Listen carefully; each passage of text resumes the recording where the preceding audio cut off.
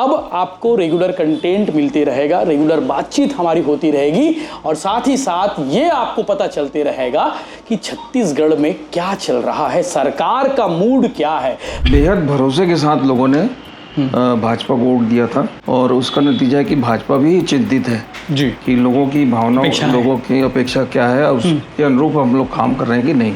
कि अगर इस चिंतन शिविर को हम नेगेटिव वे में देखें कि पॉजिटिव वे में देखें, क्या दुर्ग जिले से गजेंद्र यादव का भी नाम चर्चा में है जी।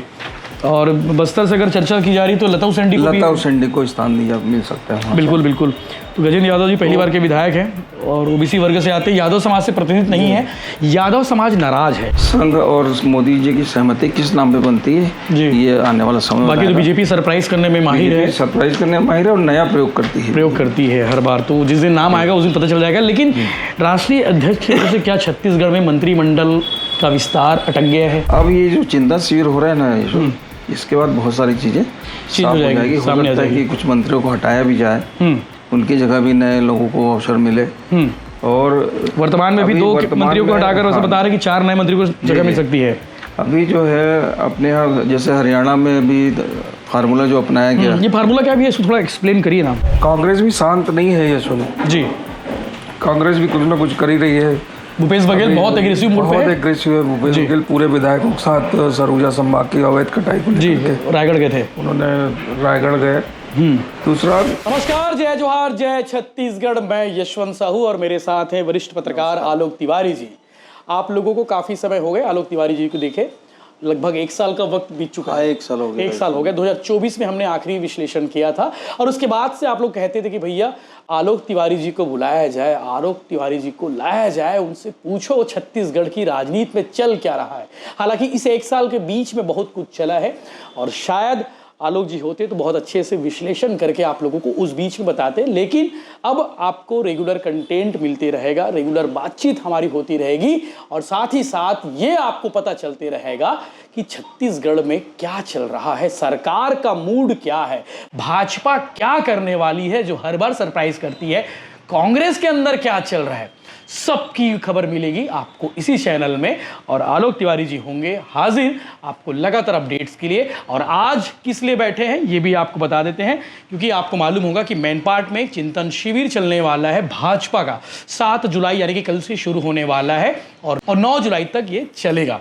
इन 2-3 दिनों के बीच में क्या कुछ होगा ये सब कुछ आपको जानने को मिलेगा। साथ ही साथ इसका असर कितना होने वाला है ये भी आपको पता चलेगा। लेकिन एक और सवाल है, भाजपा राष्ट्रीय अध्यक्ष का चुनाव कब तक हो जाएगा, राष्ट्रीय अध्यक्ष कौन बनेगा, यह भी पूरे देश में बड़ा प्रश्न है। तो उस पर भी हम प्रकाश डालेंगे। साथ ही साथ मंत्रिमंडल पर भी बातें हो रही है, मंत्रिमंडल का चल क्या रहा है। हर दूसरे महीने में एक खबर आ जाती है कि 10 तारीख को शपथ ग्रहण समारोह होगा, 14 तारीख को शपथ ग्रहण समारोह होगा, ये विधायक लाइन में है। तो आज उस पर भी बातें होगी। तो शुरुआत करते हैं। आलोक जी, गाड़ा गाड़ा बधाई हो, जोहार हो और गाड़ा गाड़ा स्वागत है आपका। यशवंत भाई, भिलाई टाइम्स के सभी दर्शकों को मेरा नमस्कार। काफ़ी दिन बाद बैठना हो रहा है। बिल्कुल, बड़े विस्तार से चर्चा करते हैं और पहले से ज़्यादा हैंडसम हो गए हैं आप। हाँ, नहीं, स्वास्थ्यगत कारणों से अपन नहीं आ पा रहा था जी, लेकिन कोशिश करेंगे कि अच्छी चीज़ आपके सामने रखें ताकि दर्शक उसका लाभ उठा सकें जी। तो शुरुआत करते हैं चिंतन शिविर से।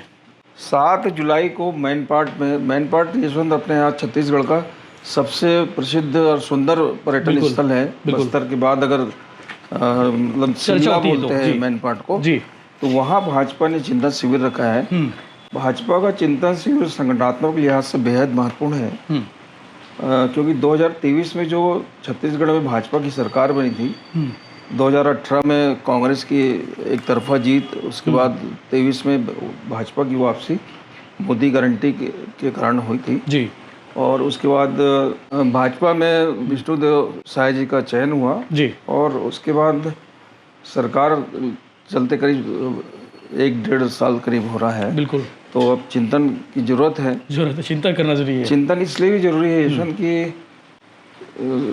छत्तीसगढ़ के लोगों ने मोदी जी की गारंटी पे विश्वास किया है। मतलब बेहद भरोसे के साथ लोगों ने भाजपा को वोट दिया था और उसका नतीजा है कि भाजपा भी चिंतित है जी कि लोगों की भावनाओं, लोगों की अपेक्षा क्या है और उसके अनुरूप हम लोग काम कर रहे हैं कि नहीं।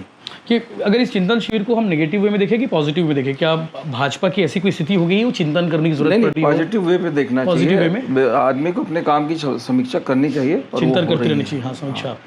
तो मैं ये बता रहा था यशवंत कि जो 2 दिन का कार्यक्रम है 7 जुलाई और 9 जुलाई को जी, उसमें पहले दिन कार्यक्रम का शुभारंभ भाजपा के राष्ट्रीय अध्यक्ष जगत प्रकाश नड्डा जी करेंगे जी, और कार्यक्रम का समापन होगा अमित शाह जी का उसमें जी। 9 लंबा जुलाई चौड़ा को। सेशन है पूरा। लंबा चौड़ा सेशन 15 के आसपास सेशन है टोटल। जी, तो इन सब में पहला तो ये होगा कि मुख्यमंत्री साय जी का के कामों की समीक्षा होगी, रिपोर्ट कार्ड पेश होगा। रिपोर्ट कार्ड पेश होगा, मतलब पूरे सरकार का जो कामकाज है, सरकार की योजनाएं हैं जो मोदी गारंटी में शामिल था वो, जैसे महतारी वंदन, जी, अच्छा काम है, महिलाओं को पैसा भी मिल रहा है टाइम पे। दूसरा, किसानों को जो समर्थन मूल्य मिला, अंतर की राशि वाला, अंतर की राशि के रूप में मिला, और बहुत सारे काम है। सबसे बड़ा चीज़ पीएससी में जो गड़बड़ी हुई थी 2018 के बाद, उसके सारे आरोपी जेल में है। मोदी जी ने सभा में कहा था कि जो जेल में टांग लेंगे, तो जेल में हैं। तामन सिंह टंग गए हैं। वो तामन सिंह टंग गए हैं जी, बाकी की कार्रवाई अभी चल ही रही है। जी, करप्शन के खिलाफ बीजेपी लगातार ईडी सीबीआई सब कार्रवाई कर ही रहे हैं। बहुत सारे मामले हैं जिसकी जांच जारी है। समीक्षा अब होगी, जी, है ना। समीक्षा में सबसे बड़ी चीज़ ये है यशवंत कि जो विधायक हैं, जो मंत्री हैं, उनके कामकाज की भी समीक्षा होगी। और जब भी 1 to 1 सरकार की ओर से अमित शाह और पार्टी की ओर से जगत प्रकाश नड्डा विधायकों से और मंत्रियों से बात करेंगे तो उनके पर्सनल कार्ड पे भी पेश होगा। बात होगी। सारे विधायकों का रिपोर्ट कार्ड तैयार हो गया होगा, पूरा सब सांसदों कुछ का तैयार रिपोर्ट कार्ड तैयार हो है, गया, सब कुछ तैयार है यशवंत। और वो 1 राउंड की बैठक हाल में ही रायपुर में हुई थी, है ना। जी, तो कुछ लोग को फटकार भी लगी थी, है ना, जो विधायक ज़्यादा उड़ रहे हैं उनको समझाया गया था और मंत्रियों को भी टाइट किया गया था। अपने छत्तीसगढ़ के 3-4 मंत्रियों की रिपोर्ट लगातार खराब आ रही है, पब्लिकली शिकायत है, तो ऐसे लोगों को बदले जाने की भी संभावना है। जी, जी। बाकी अगर देखा जाए कि इन 3 दिनों के बीच में जो है अंदर की बातें बाहर तो आएंगी नहीं, थोड़ी मुश्किल होगी आनी बाहर। नहीं, अब ऐसा है यशवंत कि अंदर की बात कोई ना कोई विभीषण रहता ही है जी, हर सब बाहर करता है ना। तो भाजपा के लिए भी चिंता की बात है। जी, बैठक की खबर भाजपा की कोशिश ये रहती है यशवंत कि कोई बात बाहर ना जाए, बहुत गुप्त, बहुत क्लोज और बहुत, मतलब बैठक में मेन पार्ट में तैयारी ये है कि 4 किलोमीटर पहले ही सबको ब्लॉक कर दिया जाएगा जी, जो अपेक्षित है इस बैठक में। जी की सिक्योरिटी के मद्देनजर। हाँ, वो भी है, जो बैठक में अपेक्षित है वही आ पाएंगे। बिल्कुल, सांसद, सीएम, मंत्री, सांसद, हाँ, और बाकी जिला पंचायत अध्यक्ष, नगर पंचायत, नगर पालिका, नगर निगम के मेयर, बस इन्हीं लोग को अलाउ किया गया। ये बड़ी बात है। अच्छा, सरकार और संगठन के बड़े पदाधिकारी जो सरकार और संगठन उन चीजों पर भी चिंता व्यक्त करेगी जो वाकई में चिंताजनक स्थिति पैदा कर चुकी है। एकदम चिंताजनक, तो संकट में है, लगता है कि बीजेपी इस मामले में गड़बड़ है, सरकार इस मामले में गड़बड़ है, उन चीजों को भी सभी मामलों में अमित शाह व्यक्तिगत तौर पे दिशा निर्देश देंगे। जैसे अपने प्रदेश में सबसे बड़ा जो काम हो रहा है यशवंत, नक्सलवाद के खिलाफ पहली बार लड़ाई हो रही है। बिल्कुल, मतलब डॉक्टर रमन सिंह के कार्यकाल में जो संघर्ष दिखता था वो अभी दिख रहा है। अभी तो सीधे मतलब बड़ी लड़ाई हो रही है, इनकाउंटर हो रहे हैं, बड़े नक्सली नेता मारे जा रहे हैं। चीफ और छत्तीसगढ़ को अगर नक्सलवाद से मुक्त कर दिया जाए तो छत्तीसगढ़ जैसा शांत प्रदेश पूरे देश में नहीं है। बिल्कुल, वाकई में तो बड़ा काम हो रहा है, उसकी भी उस पर भी बात होगी। दूसरा, अपने यहाँ जो प्रशासनिक कसावट आनी है वो आपको इस बैठक के बाद दिखेगी। क्या ये भी कह सकते हैं कि अभी भी कई ऐसे अधिकारी हैं जो कांग्रेस सरकार में थे, अभी भी हैं, और वो कह रहे हैं कि अभी कई नेता कहते भी, विधायक कहते हैं यार मेरी बात ही नहीं सुनी जा रही है। अभी भी दिखे हैं वो, और मेरा ख्याल है कि इस बैठक के बाद आपको प्रशासनिक कसावट दिखेगी, नजर आ जाएगी। निश्चित रूप से कांग्रेस से लाभान्वित होने वाले, कांग्रेस सरकार से लाभान्वित होने वाले अधिकारी दूर किए जाएंगे। एक और टॉपिक है देश में, भाजपा के अंदर में, संगठन के अंदर में राष्ट्रीय अध्यक्ष कौन, काफी लंबा वक्त हो गया, जेपी नड्डा जी का कार्यकाल कंप्लीट हो चुका, उसके बाद कंटिन्यू है। ठीक बोल रहा है, 2.5 साल करीब हो गया नड्डा जी के कार्यकाल को समापन का, लेकिन लोकसभा के कारण एक्सटेंशन मिल गया था। और लोकसभा में जो एक्सटेंशन मिला उसको लेकर के बड़ी बात हुई। दिक्कत कहाँ पर है, अभी एक दौर था जब भारत की राजनीति में इंदिरा इज इंडिया जी ऐसा कहा जाता था, इंदिरा इज इंडिया कहा जाता था, हम लोग यही सुनते थे जी। ठीक है, अभी जो है ना मोदी इज इंडिया हो गया है जी। तो न्यू इंडिया, हाँ, Modi is new India, new India, ये बोल सकते हैं मोदी अपन। का नया भारत ऐसा बोलते हैं। तो अभी संघ और मोदी जी के बीच तकरार की खबर भी बीच बीच में आते रहती है। हो सकता है कि 2.5 साल जो विलम्ब हुआ है अध्यक्ष का सिलेक्शन, ये भी हो सकता है। लेकिन जो अधिकृत तौर पे बताया जा रहा है कि ये प्रदेश 37 भारतीय जनता पार्टी की प्रदेश इकाई को मानता है जिला राष्ट्रीय इकाई से। और अभी आज की तारीख तक 28 प्रदेश इकाइयों का चुनाव हो गया है और मेरा ख्याल है कि 31 जुलाई तक बाकी के स्टेट में कंप्लीट हो जाएंगे। उसके बाद राष्ट्रीय अध्यक्ष, प्रधानमंत्री भी दौरे पर हैं। दिल्ली में अभी जो है उनकी बैठक चल रही है। मोहन भागवत जी खुद पूरे देश भर के जो प्रदेश प्रचारक हैं उनकी बैठकें ले रहे हैं। तो संघ से भी कोई ना कोई बात बन गई है और बहुत जल्दी जो मेरा ख्याल है कि जुलाई लास्ट या अगस्त फर्स्ट वीक तक राष्ट्रीय अध्यक्ष मिल जाएगा। सबसे बड़ी चीज़ है कि भाजपा सरप्राइज करती है। अभी कोई नाम नहीं, लेकिन नाम बहुत सारी चर्चा में है और एक नया नाम 2-3 दिन से चर्चा में है लोगों की कि भारतीय जनता पार्टी महिला आरक्षण की पक्षधर रही है। 33% महिलाओं को आरक्षण दिया जा रहा है।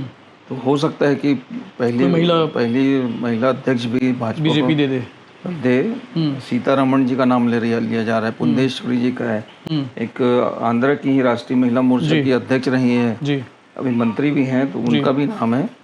तो सरोज पांडे जी का भी नाम है कि राष्ट्रीय उपाध्यक्ष है? क्यों नहीं, सरोज पांडे जी का भी नाम है। सरोज पांडे जी का नाम इसलिए है तो राष्ट्रीय महिला मोर्चा के अध्यक्ष रही हैं और राष्ट्रीय पदाधिकारी रही। कई राज्यों का प्रभार उनके पास रहा है। महाराष्ट्र, गुजरात जैसे राज्य का प्रभार भी सरोज जी के पास रहा है। सांसद रही हैं। अगर महिला की बात होगी तो वो तो कतार में है, उनका भी नाम नहीं, कतार में नहीं है, मतलब एलिजिबल उस पद को डिजर्व करती हैं वो। ठीक है, तो एक वो भी हो सकता है।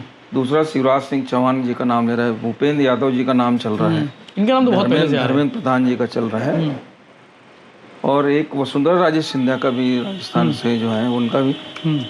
अब आगे चलकर किसका नाम आगे बढ़ता है, संघ और मोदी जी की सहमति किस नाम पे बनती है, ये आने वाला समय। बाकी तो बीजेपी सरप्राइज करने में माहिर है, और नया प्रयोग करती है हर बार। तो जिस दिन नाम आएगा उस दिन पता चल जाएगा। लेकिन राष्ट्रीय अध्यक्ष से क्या छत्तीसगढ़ में मंत्रिमंडल का विस्तार अटक गया है? हर दूसरे महीने में एक खबर आती है कि भैया फलाना तारीख मंत्रिमंडल का विस्तार होने वाला है। जब शायद जी दिल्ली दौरे में जाते हैं तब ये बात निकलती है कि मंत्रिमंडल का गठन होगा। नामों को लेकर चर्चा करने गए हैं सीएम साहब, ऐसा करके खबरें आती है। हम लोग अब ये जो चिंतन शिविर हो रहा है ना, इसके बाद बहुत सारी चीजें साफ हो जाएगी। हो सकता है कि कुछ मंत्रियों को हटाया भी जाए, उनकी जगह भी नए लोगों को अवसर मिले। और वर्तमान में भी 2 मंत्रियों को हटाकर वैसे बता रहे कि 4 नए मंत्रियों को जगह मिल सकती है। अभी जो है अपने यहाँ जैसे हरियाणा में भी फार्मूला जो अपनाया गया, ये फार्मूला क्या भी है, इसको थोड़ा एक्सप्लेन करिए ना। एक्चुअल में जो पूछते कि भैया हरियाणा पर 90 विधायक वहाँ भी 90 यहाँ भी है। तो मुख्यमंत्री सहित 14 जी मंत्री हो गए वहाँ पे, 14 हो गए हैं। लेकिन अपने यहाँ नहीं हुए हैं। अपने यहाँ उसको लेकर ब्रिजमोहन अग्रवाल जी रिजाइन किए थे, सांसद बन 12 हुए थे, 11 हो गए अभी। उसके बाद है ना, तो वो 3 सीट खाली है जी। और उसी तरीके से बता रहे कि हरियाणा फार्मूले के तहत जो है 3 नए मंत्री बना सकते हैं। छत्तीसगढ़ में भी गुंजाइश है। तो यहाँ और ये भी कहा जा रहा है कि 2 मंत्रियों को हटाकर 4 नए मंत्रियों को जगह मिल सकती है। 4 लोगों को मिल सकती है। अभी 11 है, उसको करना है 14 जी, 14 करना है। और ऐसा कहा जा रहा है कि 2 पुराने को हटाएंगे और 4 नए को जगह मिलेगी और 3 नए मंत्री बनाए जा सकते हैं। ये चीजें हैं। अच्छा, संभागवार भी जो संतुलन बनाने की कोशिश होगी। अभी संभागवार डेटा अगर हमारे पास जी है ना, सबसे ज्यादा पावरफुल अभी सरगुजा सबसे ज्यादा पावरफुल है। मुख्यमंत्री विष्णुदेव साय जी वहाँ से हैं जी। 4 और मंत्री हैं जी। 4 मंत्रियों में सबसे ज्यादा 4 है, बिल्कुल, है ना। उद्योग मंत्री जी कि नहीं, है तो अपने बिलासपुर संभाग, बिलासपुर में भी वैसे ही है। 3 मंत्री है वहाँ पे, अरुण साहू, ओपी चौधरी। 4 मंत्री हैं सरगुजा में 4 लोग हैं। और बिलासपुर में अरुण साहू जी है उप मुख्यमंत्री, उनके साथ वित्त मंत्री ओपी चौधरी, उद्योग मंत्री लखनलाल देवांगन जी। और दुर्ग संभाग में केवल विजय शर्मा और दयालदास बघेल हैं डिप्टी सीएम समेत। रायपुर संभाग में सिर्फ एक है टंकराम मोरवा जी। बस्तर में केदार कश्यप हैं, एक ही है। और रायपुर एक्चुअल में रायपुर राजधानी है और संभाग है, तो वहाँ संतुलन बनाना है। वहाँ राजेश पुणत जी का नाम बड़ी तेजी से आगे बढ़ा है। बिलासपुर में अमर अग्रवाल जी का नाम बढ़ रहा है। अमर अग्रवाल जी और राजेश मूणत काफ़ी सीनियर हैं और पहले रमन सरकार में मंत्री भी रहे हैं जी। तो इनके दोनों का नाम है। अजय चंद्राकर जी का नाम है। और अगर जातिगत समीकरण की बात करें तो आदिवासी वर्ग से सीएम साहब है खुद, केदार कश्यप है, रामविचार नेताम है। अनुसूचित जाति वर्ग से सिर्फ एक दयाल दास बघेल जी हैं और ओबीसी वर्ग से 6 मंत्री हैं। अरुण साव, वित्त मंत्री ओपी चौधरी, श्याम बिहारी जायसवाल, लखनलाल देवांगन, टंकराम वर्मा और लक्ष्मी राजवाड़े हैं। और सामान्य से सिर्फ एक विजय शर्मा। तो ऐसे में सामान्य वर्ग से एक पुरेंद्र मिश्रा जी का नाम उत्तर समाज से हैं जी, उनका नाम चल रहा है जी। देखो क्या परिस्थितियां बनती हैं। बिल्कुल। अमर अग्रवाल दुर्ग जिले से गजेंद्र यादव का भी नाम चर्चा में है जी। और बस्तर से अगर चर्चा की जा रही तो लता उसेंडी को स्थान मिल सकता है। बिल्कुल बिल्कुल। तो गजेंद्र यादव जी पहली बार के विधायक हैं और ओबीसी वर्ग से आते, यादव समाज से प्रतिनिधित्व नहीं है। यादव समाज नाराज है, ये बात है। और मैं कई बार पूछ भी चुका हूँ अलग अलग मंत्रियों से भी, तो उनका कहना है कि भैया सीएम साहब जानेंगे, सीएम साहब को कॉल लेना है। तो यादव समाज को संतुष्ट किया जा सकता है गजेंद्र यादव के लिए? हाँ, गजेंद्र यादव को लिया जा सकता है, ये भी एक कारण हो सकता है जी। गजेंद्र यादव बिसराराम जी के पुत्र हैं जी, तो आरएसएस के सर संचालक रहे प्रदेश के जी। तो गजेंद्र यादव लोग तो उनके लिए डिपार्टमेंट भी बांट दिए हैं, शिक्षा विभाग। हाँ, सीएम साहब के पास ये डिपार्टमेंट है शिक्षा विभाग, और कह रहे हैं कि गजेंद्र यादव अगर मंत्री बनते हैं तो शिक्षा विभाग मंत्री उन्हें बनाया जा सकता है। तो ये सबसे बड़ी चीज़ ये है जो ये चिंतन शिविर जी मैन पार्ट का और राष्ट्रीय अध्यक्ष का सिलेक्शन इस महीने जो सब कुछ निपट जाएगा बीजेपी का ठीक ठाक जी, तो बहुत जल्दी जो है मंत्रिमंडल का गठन विस्तार हो सकता है। बाकी 14 जुलाई से मानसून सत्र शुरू होने वाला है और इस मानसून सत्र में बहुत हंगामेदार कुछ होने वाला है, क्योंकि मुद्दे बहुत सारे हैं। रायगढ़ वाला मुद्दा अपने आप में चल ही रहा है लगातार, और साथ ही साथ छत्तीसगढ़ में जो रेत माफियाओं ने जो गोली चलाई है, राजनांदगांव का एपिसोड, वो तो बहुत तेज़ी से आने वाला है। बहुत सारे विधायक हैं वहाँ के राजनांदगांव से, कांग्रेस से, वो इसको उठाने वाले हैं। और साथ ही साथ चाहे युवाओं के मुद्दे हो, चाहे भर्ती के मुद्दे हो, उन सारे विषयों को सुना जाएगा। आपको लगता है कि विधानसभा में कौन कौन से मुद्दे हैं जिस पर बात होनी चाहिए, वो आप कमेंट करके जरूर बताइएगा। और लगातार हमारी बातचीत होती रहेगी। आलोक तिवारी जी लगातार आपके बीच हाजिर होते रहेंगे बताने के लिए कि छत्तीसगढ़ की राजनीति में चल क्या रहा है। बाकी कांग्रेस में चल क्या रहा है, एक सवाल लोग पूछेंगे कांग्रेस को लेकर। कांग्रेस में कल राष्ट्रीय अध्यक्ष मल्लिकार्जुन जी आ रहे हैं जी। कांग्रेस भी शांत नहीं है ये सुनो जी, कांग्रेस भी कुछ ना कुछ कर ही रही है। भूपेश बघेल बहुत एग्रेसिव मूड पे है। बहुत एग्रेसिव है भूपेश बघेल, पूरे विधायकों के साथ सरगुजा संभाग की अवैध कटाई को जी रायगढ़ गए थे, उन्होंने रायगढ़ गए। तो मैनपाट चिंतन शिविर, साथ ही साथ राष्ट्रीय अध्यक्ष और मंत्रिमंडल विस्तार को लेकर बातें होनी थी, जो उस पर चर्चा हुई है। और आने वाले दिनों में हम कांग्रेस के विषय पर बात करेंगे। कांग्रेस में भी बहुत कुछ चल रहा है। नेता प्रतिपक्ष चरणदास महंत वर्सेस भूपेश बघेल जैसी स्थिति निर्मित हो गई है। दीपक बैच का अलग चल रहा है, तो वहां भी खेमेबाजी गुटबाजी सब कुछ चल रहा है। और हालांकि कांग्रेस का इतिहास पुराना है गुटबाजी के मामले में, तो उस पर भी विस्तार से बात करेंगे। देवेंद्र यादव का चल क्या रहा है इन दिनों, हालांकि बिहार का प्रभार उन्हें दिया गया है, तो बिहार भी संभालना है, साथ ही साथ भिलाई भी नहीं छोड़ रहे हैं, तो उनके विषय पर भी हम आने वाले दिनों में बात करेंगे। लगातार अपडेट्स मिलते रहेंगे, चैनल के साथ बने रहिए। आलोक तिवारी जी को भी आशीर्वाद दीजिए और लगातार आपके बीच हाजिर होते रहेंगे।